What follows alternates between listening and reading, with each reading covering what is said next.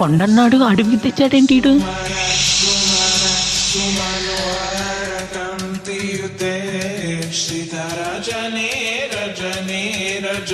ఈయనకు అప్పట్లో కూడా ప్రభాస్ కొన్నంత ఫాలోయింగ్ ఉందనుకుంటా.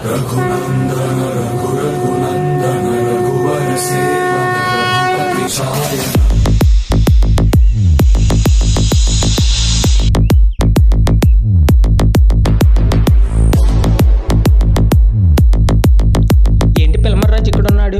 ఓ చెట్టా.